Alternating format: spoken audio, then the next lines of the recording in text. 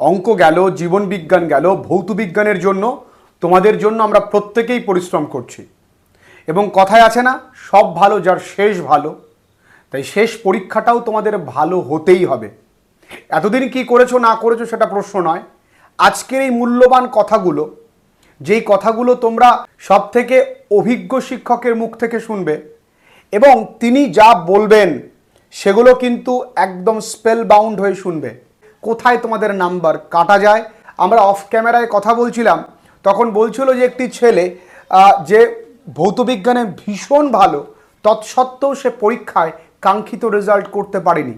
তখন আমি নিজের ইন্টারেস্ট থেকে জিজ্ঞাসা করলাম, এই পয়েন্টটাই আমার ছেলে মেয়েদের জন্য কিন্তু বলতে হবে। তাই ধন্যবাদ জানাই, তোমরা স্যারের ভিডিও আগেও দেখেছো। ধন্যবাদ জানাই স্নেহাশিস মল্লিক স্যারকে।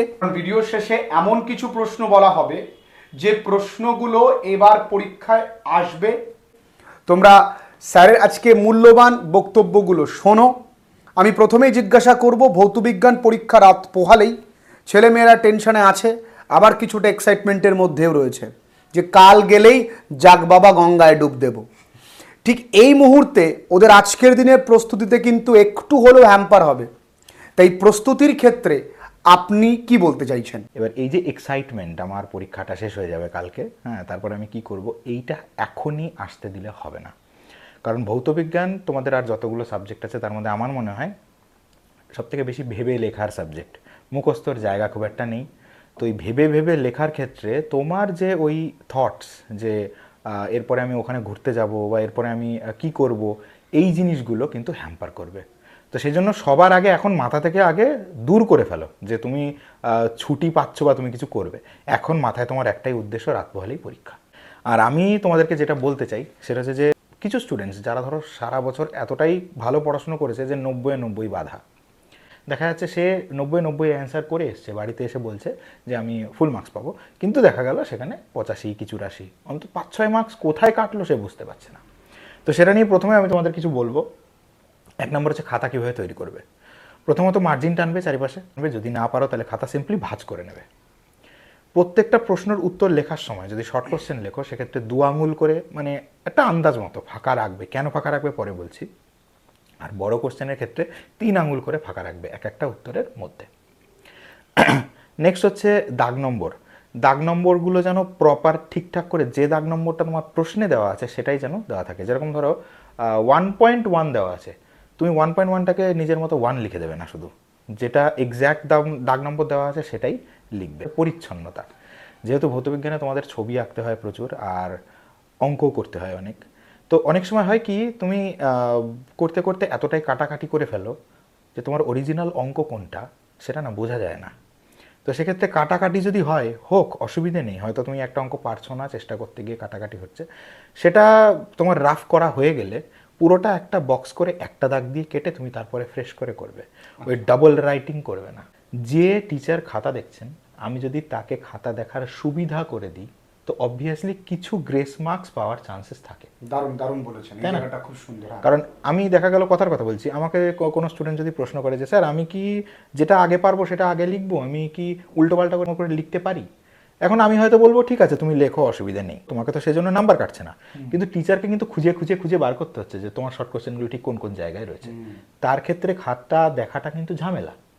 তো তোমার খাতাটা যদি নিট অ্যান্ড ক্লিন থাকে, খুব সুন্দরভাবে যদি উপস্থাপন করো, তাহলে সেক্ষেত্রে তার খাতা দেখতে যত সুবিধে হবে সে কিন্তু ততটা হাত খুলে নাম্বার দেবে। এটা একটা সাইকোলজি, এটা কাজ করে। এই শর্ট কোশ্চেন, এসএ কিউ বা 2 নম্বরের প্রশ্ন উত্তর বা একটু ব্রড কোশ্চেন, অঙ্ক, এই টাইম ম্যানেজমেন্টটা ওরা কি করে করবে? অনেক ছেলেমেয়েরা দেখা যায় যে শুরুর দিকে একটু আস্তে লিখলো, শেষে গিয়ে তাড়াহুড়ো করলো। অন্যান্য সাবজেক্টেও কিছুটা মার্সি পেলেও এই ভৌতবিজ্ঞানের ক্ষেত্রে যেহেতু পুরোটাই ভেবেচিন্তে লিখতে হবে, সেক্ষেত্রে ওরা কি করে টাইম ম্যানেজমেন্টটা করবে? যে প্রথমে যদি বেশি টাইম দিয়ে ভালো এমসিকিউ এর ক্ষেত্রে আর এসএকিউ এর ক্ষেত্রে, পরে 2 নাম্বারের গুলো করার ক্ষেত্রে বা যখন তুমি অঙ্কগুলো করবে তখন তাড়াহুড়ো করতে গেলে কিন্তু অঙ্ক ভুল হওয়ার চান্সেস থাকে। আচ্ছা, তো সেজন্য এখন দেখো সারা বছর তুমি পড়াশোনা ভালো করে করেছো, তো সেহেতু তোমার এসএকিউ আর এমসিকিউ কিন্তু দেখলেই পরে উত্তর মানে লিখতে পারার কথা। এতটা টেস্ট পেপার করার পরে হ্যাঁ তুমি এমসিকিউ দেখলেই উত্তর লিখতে পারবে। তো সেখানে তুমি চেষ্টা করবে 30 থেকে 40 মিনিটের মধ্যে পুরো এমসিকিউ অ্যান্ড এসএকিউ পার্টটা শেষ করার।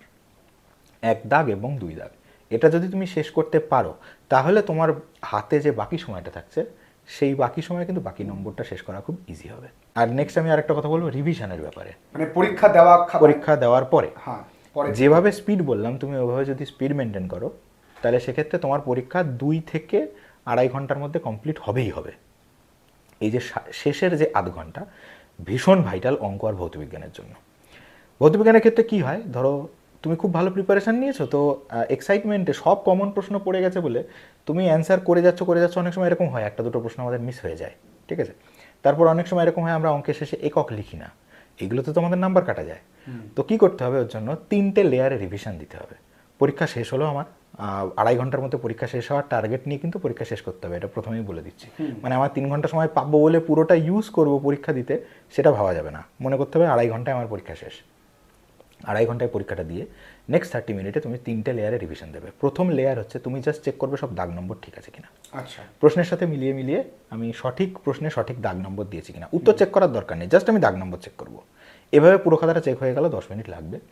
নেক্সট আমি কি করব, নেক্সট করবো যে যতগুলো অঙ্ক করেছি অঙ্কগুলো ঠিকঠাক করেছি কিনা অ্যান্ড উত্তরটার পরে এককটা লিখেছি কিনা। এটা হচ্ছে সেকেন্ড লেভেল অফ রিভিশন, এটা দিয়ে নিয়ে এরপরে এই থার্ড রিভিশনটা হচ্ছে তোমার নাম্বার বাড়ানোর জন্য। ওই যে প্রথমে বলেছিলাম যে ফাঁকা জায়গা রাখতে প্রত্যেকটা কোশ্চেনের পরে, হ্যাঁ এবার তুমি বড় কোশ্চেনগুলোতে গিয়ে দেখবে যে তুমি ওখানে কোনো ইনফরমেশন অ্যাড করতে পারো কিনা। হয়তো তুমি সময়ের অভাবে কিছুটা লিখতে পারোনি, হয়তো তুমি 4 লাইনে একটা উত্তর ছেড়ে দিয়েছো, দেখা গেল তোমাকে বললো মেন্ডেলিভের পর্যায় সারণী ত্রুটি, দুটো ত্রুটি লেখো, তো তুমি দুটো ত্রুটি লেখা হয়তো উদাহরণ লিখতে ভুলে গেছো। এখন তোমার কাছে সময় আছে ওই ফাঁকা জায়গাগুলো এখন উদাহরণগুলো লিখবে। ওই জায়গাটা যদি তুমি না রাখতে তাহলে এখন কি হতো, ঘিঞ্জি হয়ে যেত কিন্তু। আচ্ছা এখানে সেই হাতের লেখার যে টাইডিনেস সেটা কিন্তু নষ্ট হয়ে যেত। আচ্ছা, পরীক্ষার আগের রাত্রেবেলায় ওরা কোনো সাজেশন বই পড়বে না টেক্সট বই পড়বে? আমার মনে হয় টেক্সট বই। টেক্সট বই পড়বে। টেক্সট বই এই সময় রিডিং পড়লে না, তুমি লাইন বাই লাইন যদি রিডিং পড়ো এমন অনেক কিছু দেখবে ভুলে গিয়েছিলে আবার মনে পড়বে। আচ্ছা হ্যাঁ, এবার যদি তোমার নিজস্ব স্যারের নোটস কিছু থেকে থাকে সেটা তুমি আগে ফলো করতে পারো। আচ্ছা সাজেশন বই মানে সাজেস্টিভ বই, এক একজন তো এক এক রকম সাজেশন দেন, তো তুমি এতদিন যে স্যারের কাছে পড়েছো তুমি তার মতো করে তৈরি হয়েছো, তো ঠিক। তো তার নোটস যদি কিছু থেকে থাকে সেটা আগে ফলো করো। আর নেক্সট যেটা প্রেফার করবো আমি সেটা হচ্ছে টেক্সট বই, সহায়িকা নয়। কারণ সহায়িকা পড়লে এখন অনেক নতুন নতুন প্রশ্ন হয়তো সামনে আসবে যেগুলো তুমি হয়তো পড়োনি সারা বছর, অযথা টেনশন হবে যে এটা দিয়ে দিলে আমি কি করব, তাই দরকার নেই, এখন টেক্সট বুক রিডিং। ভৌতবিজ্ঞানে পাশ করা নিয়ে কি খুব টেনশন আছে? না, পাস করে এত শর্ট কোশ্চেনের মধ্যে পাস করা নিয়ে টেনশন থাকার কথা নয়। আর যদি তুমি তোমরা প্রত্যেকে আজকের ভিডিও শেষ দিক পর্যন্ত কিন্তু দেখবে, কারণ ভিডিও শেষে এমন কিছু প্রশ্ন বলা হবে যে প্রশ্নগুলো এবার পরীক্ষায় আসবে, এবং এটা আমাদের মনে হয় এবং স্যারের মনে হয়, তার মানে যে এইগুলোই পরীক্ষায় দেবে এমনটা নয়। গুরুত্বপূর্ণের নিরিখে এই প্রশ্নগুলো অধিকতর গুরুত্বপূর্ণ। তাই এই প্রশ্নগুলো তোমরা একবার আগের দিন রাত্রেবেলায় তোমরা দেখে নিলে যে কোথাও কোনো প্রশ্ন মিস আউট হয়ে যায়নি, তো সেই প্রশ্নটা তুমি কিন্তু দেখে যাবে। আমি এইখানে স্যার বলে গেলেন যে প্রশ্ন আসবেই, তাহলে স্যার হয় বোর্ডের থেকে এসছেন, যেটা কখনোই সম্ভব নয়। তাই পুরো অংশটা তোমরা দেখো, যেই পার্টগুলো বললো সেগুলো কিন্তু এই প্রশ্ন বলার থেকেও বেশি গুরুত্বপূর্ণ। কিন্তু যেহেতু আমরা বাঙালি, আমরা কি করি, একটুখানি স্যার কোনো সাজেশন দিলে স্ক্রিনশট মেরে রেখে দিতে পারলে খুব ভালো হয়। স্ক্রিনশট ছাড়া যেন স্ক্রিনশটই থেকে যায়। স্যার যেগুলো বলছেন সেই প্রশ্নগুলো তোমরা মন দিয়ে শোনো। স্যার গুরুত্বপূর্ণ প্রশ্ন যেগুলো এবছর আসার সম্ভাবনা প্রবল। প্রশ্ন বলতে আমি টপিক বলবো। প্রথমে আমি বলছি একদম প্রথম চ্যাপ্টার পরিবেশ। এই চ্যাপ্টার থেকে তোমাদের যেহেতু পরিবেশের জন্য ভাবনা, তো সেখান থেকে সবই শর্ট কোশ্চেন আসে, বড় কোশ্চেন আসে না, মানে যেটা আসে সেটাও ওই শর্ট কোশ্চেনের মতনই। তো এটা নিয়ে আমি আর বেশি কিছু বলবো না, এটা তোমরা জানো খুবই ইজি। নেক্সট আমি চলে যাব হচ্ছে অঙ্ক কোথা থেকে আসবে। তোমার গুরুত্বপূর্ণ অংশ অঙ্ক, মানে ভৌতবিজ্ঞানের অঙ্কটা কোথা থেকে দেবে এই জায়গাটা কিন্তু তোমরা শুনে নাও। তো অঙ্ক তোমরা জানো তোমাদের আসে হচ্ছে গ্যাসের আচরণ, রাসায়নিক গণনা, তাপ, আলো আর তড়িৎ, এই কটা চ্যাপ্টার থেকে তোমাদের অঙ্ক আসে। আচ্ছা, গ্যাসের আচরণ থেকে এর আগের বছর কিন্তু কোনো সূত্র আসেনি, চার্লসের সূত্র থেকে একটা ছোট প্রশ্ন এসেছিল, তাই এবছরের সূত্রগুলো খুব important. PV is equal to nRT, এর প্রুফটা, তারপরে মোলার গ্যাস ধ্রুবক আর, যেটা সে আর এর মাত্রা নির্ণয়, একক নির্ণয়, মান নির্ণয়, এগুলো ভালো করে দেখে যাবে। আর গ্যাসের গতীয় তত্ত্বের স্বীকার্য, বড় কোশ্চেন একটা, পুরোটা লিখতে দেবে না, তোমার 7টা পয়েন্ট মুখস্থ করার প্রয়োজন নেই, 2 কি 3টে পয়েন্ট দেখে যাবে। আচ্ছা, নেক্সট বলবো হচ্ছে রাসায়নিক গণনা। আচ্ছা, রাসায়নিক গণনা থেকে জানো একটা 3 নম্বরের অঙ্ক তোমাদের থাকবেই, আর এমসিকিউ এর মধ্যে একটা বাষ্প ঘনত্ব নিয়ে সাধারণত একটা এমসিকিউ দেয়। তো বাষ্প ঘনত্বের সূত্রটা m=2d, ভালো করে পড়ে যেও।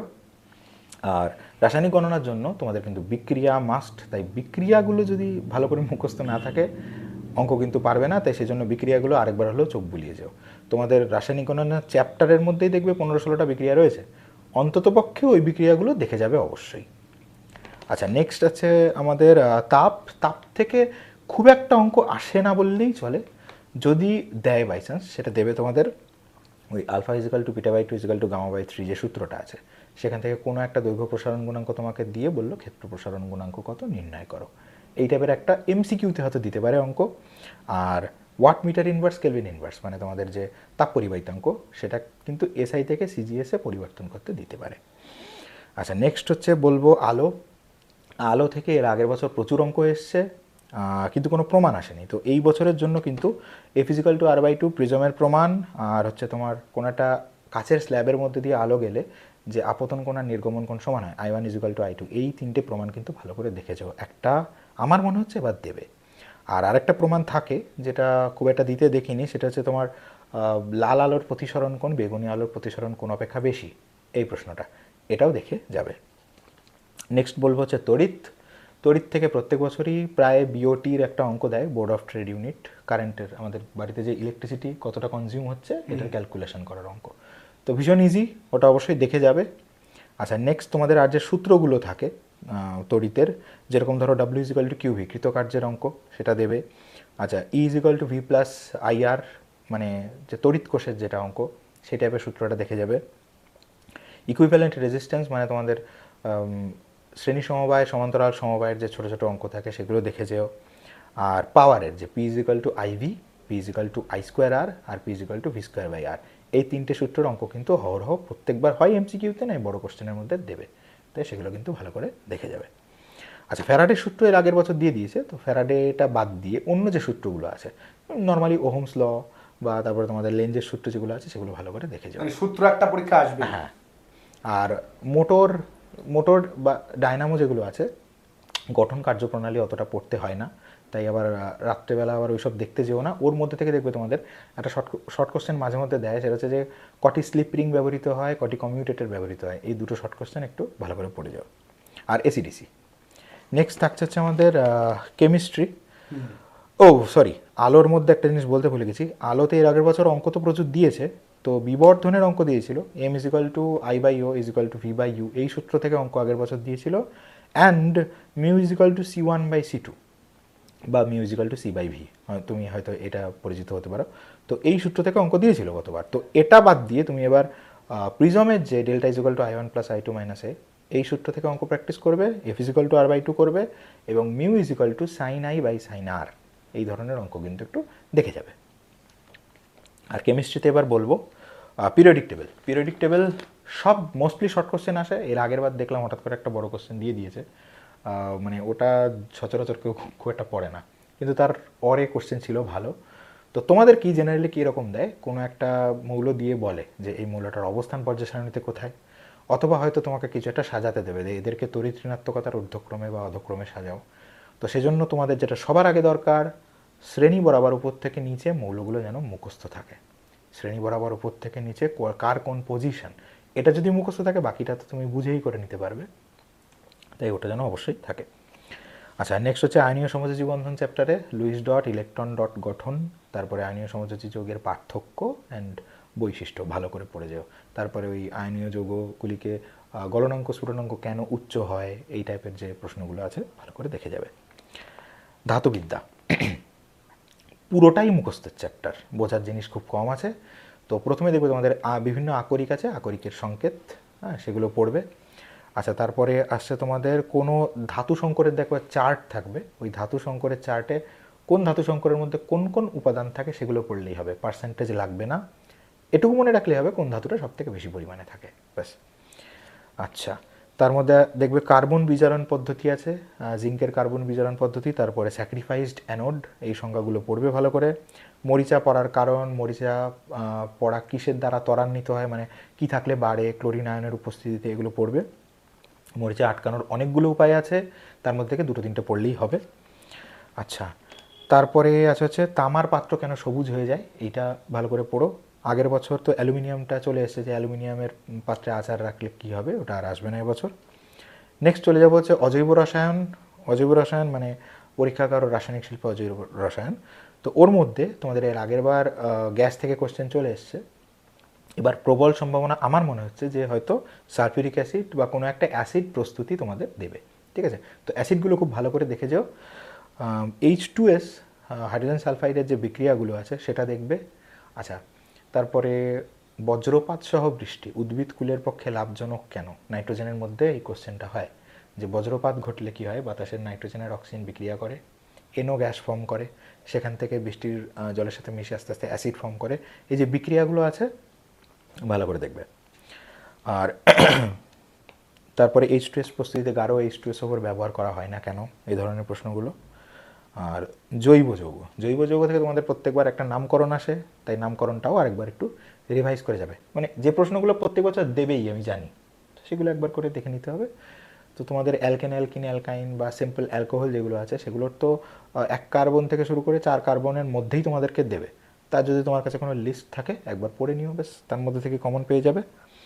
আর এস্টারিফিকেশন বিক্রিয়া, নিরুদন বিক্রিয়া, এস্টারিফিকেশন তো বুঝেছো, নিরুদন মানে হচ্ছে সালফিউরিক অ্যাসিড দেওয়ার ফলে অ্যালকোহল থেকে যে জল টেনে নেওয়ার যে বিক্রিয়াটা থাকে 170 ডিগ্রি সেন্টিগ্রেডে, তো ওই বিক্রিয়াগুলো কিন্তু পড়বে। ওই কী করে 1,2 ডাইব্রোমো 1122 টেট্রাব্রোমিথেন তৈরি হয়, ভালো করে পড়বে। গুরুত্বপূর্ণ যেগুলো আমি বললাম, আসলে কি করতে হয় এগুলো তোমরাও করতে পারবে, যে আগের বছর যে প্রশ্নগুলো চলে এসছে সেই টপিকগুলো বাদ দিয়ে যেগুলো পড়ে থাকে তার মধ্যে থেকে প্রবল আসার সম্ভাবনা আছে এগুলোই। তো এগুলো রাত্রে একবার করে ভালো করে দেখে যেও। আর সবথেকে বড় কথা, টেনশন করো না, ঠিক আছে? কালকে পরীক্ষা, সবার খুব ভালো হোক। সবার পরীক্ষা খুব ভালো হবে। এতদিন পুরোটাই তোমাদের সঙ্গে আমরা ছিলাম, সব রকমভাবে হেল্প করার চেষ্টা করেছি। কখনো তোমাদের মন পেয়েছি, কখনো তোমাদের কাছে 2-1টা কটু বাক্য শুনেছি, তবুও আমরা কাজ থামাইনি, কারণ তোমাদের মধ্যে 99% ছেলেমেয়েদের সাপোর্ট কিন্তু আমাদের সঙ্গে আছে। স্যারও আমার এখানে আমাদের গাইঘাটায়, মানে আমার যেখানে বাড়ি হাবড়ায় এবং স্যারের এলাকায় সুনামের সঙ্গে দীর্ঘদিন ধরে পড়াচ্ছে। ক্লাস 11-এ তোমরা যারা সায়েন্স নিয়ে পড়তে চাইছো, ফিজিক্সের মাস্টারমশাইয়ের প্রয়োজন আছে, তোমরা স্যারের কন্ট্যাক্ট নাম্বার আমার ডেসক্রিপশন বক্সে দেওয়া থাকবে, বা তোমরা স্ক্রিনেও দেখতে পাবে, স্যারের সঙ্গে কিন্তু যোগাযোগ করে নিতেই পারো। ভালো থেকো। আজকের ভিডিওটা এই পর্যন্তই, দেখা হচ্ছে নেক্সট ডে নেক্সট কোনো ভিডিও নিয়ে। ভালো থেকো।